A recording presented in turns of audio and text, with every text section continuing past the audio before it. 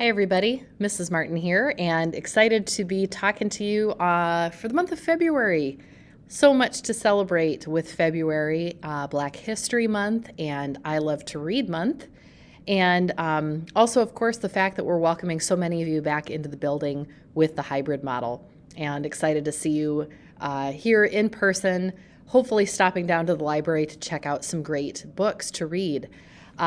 Just a reminder that if you've had some books over the last couple of weeks or months and you're ready to return those, you of course can be bringing those down to the library and, of course, checking out some new ones. We'd love to see you and get some new books in your hands right away. Before we get into our book talk today, I am already thinking ahead to March because it's right around the corner.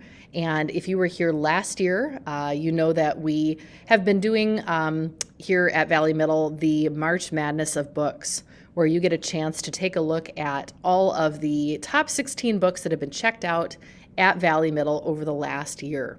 And we pit them against each other in the month of March, ask people to vote, make predictions, what book is going to be voted as the best book of Valley Middle School this year. I'm inviting you in the next couple of weeks to take a look at this bracket, make some predictions, submit your guesses, and hopefully win some prizes. If you remember, again, from last year, this is how it works, and this is how we're going to do it again this time around. You can fill out a blank prediction bracket using the link available. It is going to be on our homepage for the library.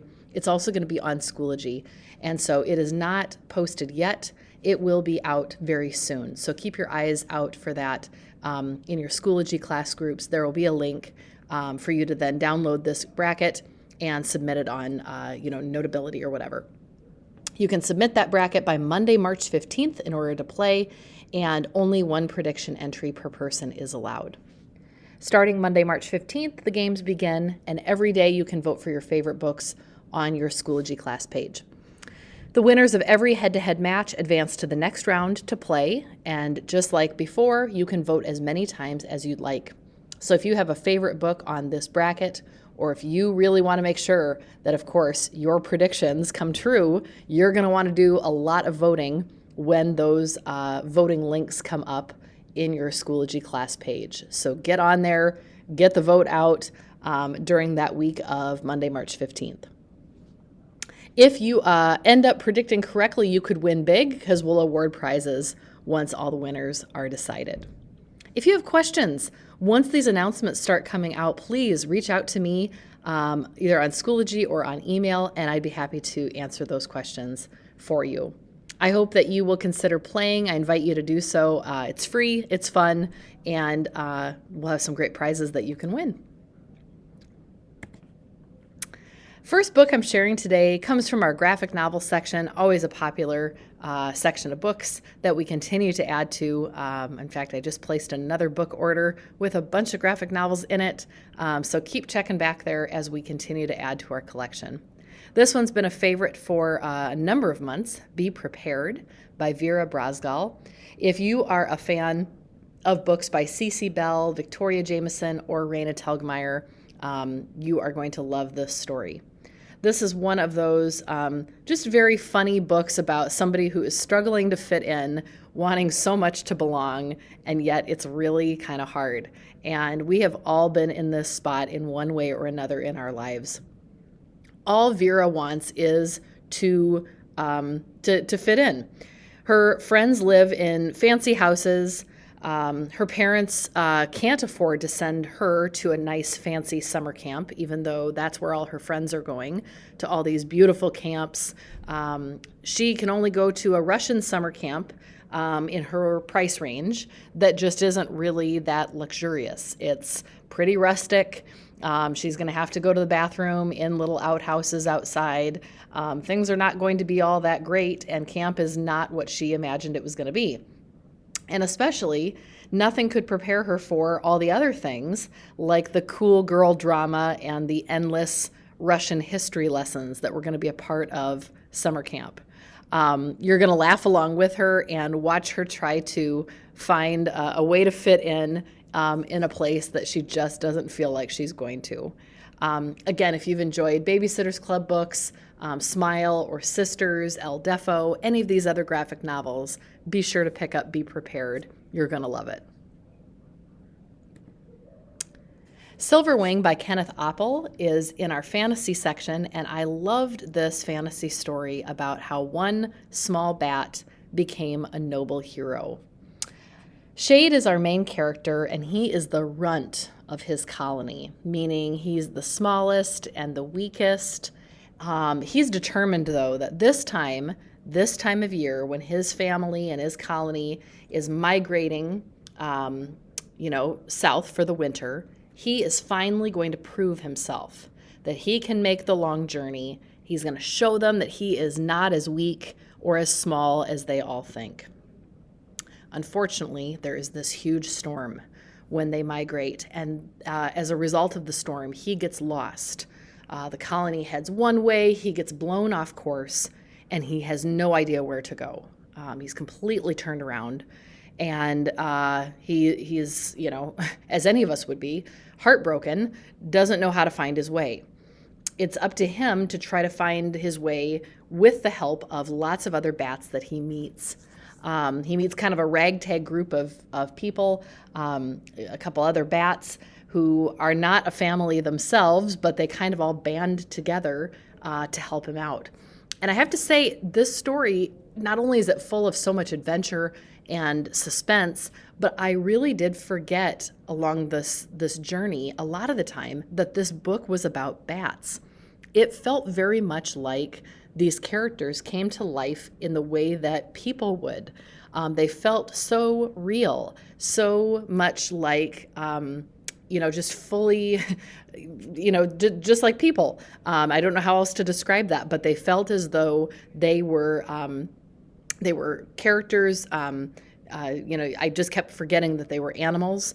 I think that you'll really enjoy getting to know these characters. They're funny. There are moments where they're sad.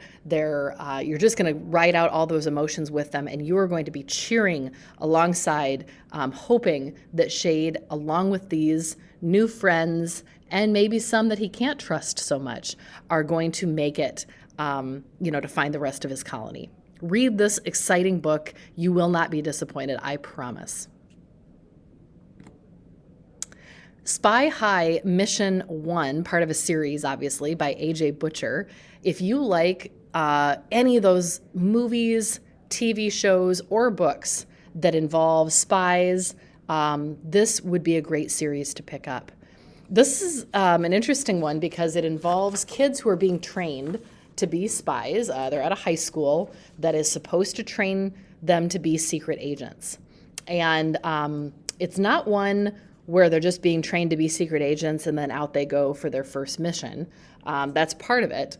The other piece to this first book is that they're not really very good at it. It's almost like they haven't had enough training and they get thrown out into the world to have their first mission. And the kids are just not ready for it. So it's a little bit of the humor and the suspense of what's going to happen when these kids who are not fully trained and ready have to go out and be secret agents. It's a really interesting idea, and I liked the way it played out in this story. And I think it's interesting because it's not what you usually see in a spy movie or show or book. Try this out. We've got lots of spy books and series in the library, and if there are others I can point you to, I absolutely will. But this is a favorite that has been checked out a lot in our library. See what happens with these kids who are just not quite ready to be spies and yet have to go out for their first mission. Jackie and Me by Dan Gutman. You may have read some of these over the years, and I bring it up because they're just such fun favorites, I think, to return to. If you haven't read them yet, we've got a lot of them in the library, and I'd encourage you to pick them up because they're nice, quick reads, perfect for the middle school reader. This one is the story of a kid who has an assignment at school. He and his classmates have to write reports, and they are studying African Americans who've made an important contribution to society. However, Joe, our main character, has a special talent and can use this for his report, he is able to, with the help of baseball cards, travel back in time. So he is going to do his report on Jackie Robinson, famous baseball player, amazing guy, and he's going to do so by holding onto his baseball card and actually going back in time to learn about Jackie. Can you imagine being able to do a report by actually going back in time and meeting that person? I can't imagine. We're going to watch a quick little trailer or a quick little video here to learn a little bit more about this book. Take a look.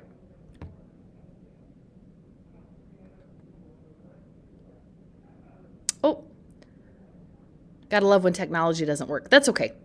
That's okay. All the video was going to tell you a little bit about was exactly what Joe was going to learn. Joe is going to learn a little bit in the book about how Jackie Robinson was the first man in baseball who broke baseball's color barrier. Joe goes on and hopes to write this kind of amazing book report, and he does so by actually getting a chance for a short time in the story to learn about what it was like to have skin of a different color. Learned what it was like to be a man of color at that time period. Learned what that was like and learned what it was like for Jackie Robinson to break that color barrier in baseball at that time. If this is of interest to you, again, we have Jackie and Me. We have lots of other books in this series about other baseball players where you could learn, again, about how our character Joe uses this talent of his of holding onto these baseball cards, going back in time, and meeting some of these famous athletes. The last book I'm sharing is called Ask My Mood Ring How I Feel by Diana Lopez. This story in realistic fiction is a really nice one for just looking at realistic feelings. No one goes through their life feeling great all the time or feeling bad all the time. We have a range of emotions. And Erica is happy when she's hanging out with her good friends. She is jealous when she thinks about how her little sister skipped 2 grades and evidently is a genius. She is worried as she considers the fact that her mom's recent diagnosis of breast cancer is very scary. And Erica feels that she doesn't have any control over how that's going to play out. When Erica's family visits a Cuarto de Milagros, a miracle room in a famous church, Erica decides she's going to try to take a hold on some of these feelings that she has. And she's going to make a promise to God in exchange for her mom's health. As Erica's mom is getting sicker in this book, Erica's quickly learning that trying to fulfill this promise to God is stressful. But with a little help from her family and her friends, she believes that she might be able to figure out how to get a hold on some of these emotions and have some hope for her future. So this is a story really of a girl dealing with something really hard, something that's making her feel sad, worried, concerned, but also the way that she's trying to balance that with some hope for her future and for her mom's future, and trying to also find some ways to keep herself happy and distracted and all of those things as well. Ask My Mood Ring How I Feel by Diana Lopez. Again, a fairly short read. It's one that's going to move along pretty quickly, and I'd invite you to read this book as well. I hope that one of the books I shared today sounds like one you might like to pick up and read. You could stop down to the library here if you're in hybrid, and I'd be happy to help you find it on the shelf. You could place the book on hold if you wanted to pop down here, or if you're using our curbside service if you're a distance learner. We also, of course, can help you find anything else that you'd like to read. So I encourage you to do that as well and ask for recommendations if you need them. In the meantime, I hope that you are doing well. I can't wait to see you in person if you're here in the building, and happy reading.